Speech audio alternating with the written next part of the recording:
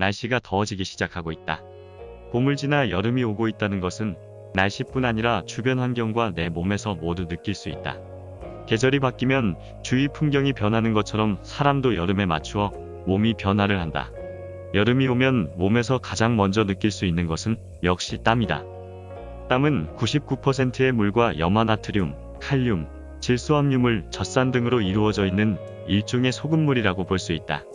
땀 자체는 냄새도 없고 색깔도 없지만 땀을 흘리면 냄새가 나게 된다. 그 이유는 땀 속의 성분들 때문이 아니라 채모 근처에 있는 박테리아가 땀을 분해하면서 나는 냄새 때문이다. 보통 땀 1g을 흘리는데 600칼로리 정도가 소모되며 200만에서 500만 개의 땀샘에서 하루에 850에서 900m 정도의 땀을 흘리게 된다. 사람의 체온은 36.5도에서 37도 정도로 일정하게 유지되고 있다. 이렇게 일정 온도로 유지될 수 있는 건 체온 조절 기능이 있기 때문인데 그 중에 한 기능이 땀을 흘리는 것이다.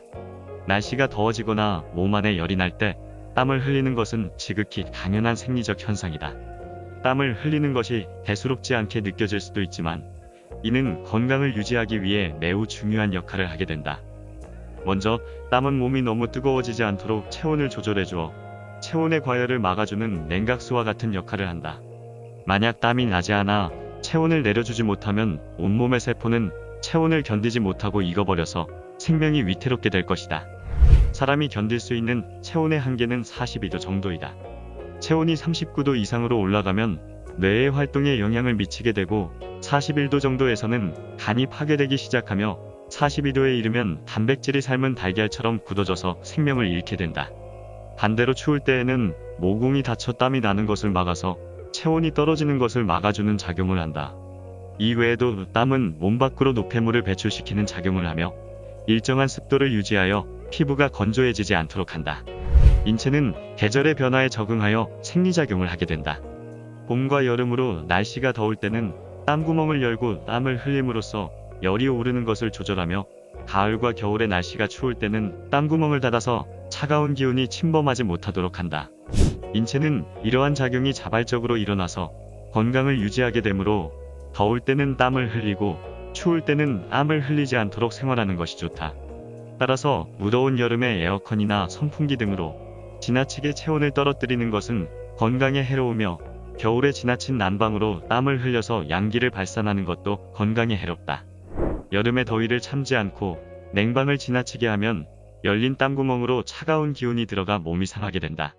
하지만 너무 지나칠 정도로 땀을 많이 흘리게 되면 건강에 문제가 생긴 것으로 볼 수 있다.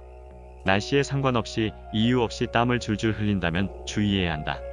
땀을 흘린다는 것은 몸에 있는 진액이 빠져나가는 현상으로 볼 수 있는데 지나치게 진액이 빠져나가게 되면 몸의 균형이 깨지면서 질병에 대한 저항력이 떨어지게 되고 각종 질병들이 유발될 수 있기 때문이다.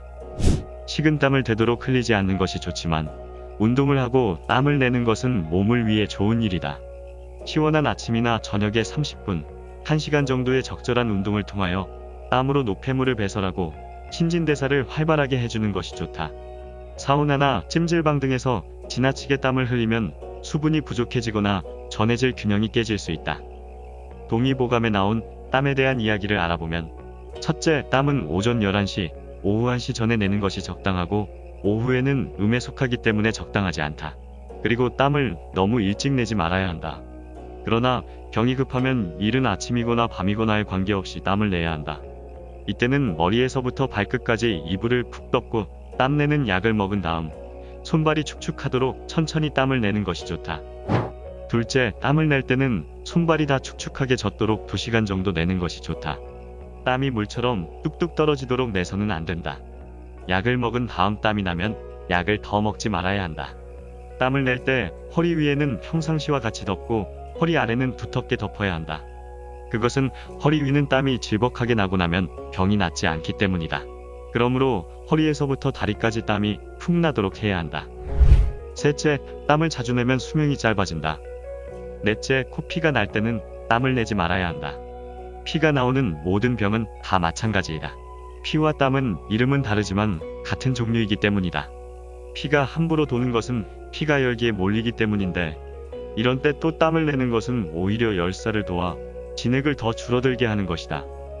마지막으로 땀을 지나치게 많이 내면 기가 상할 수 있기 때문에 좋지 않다.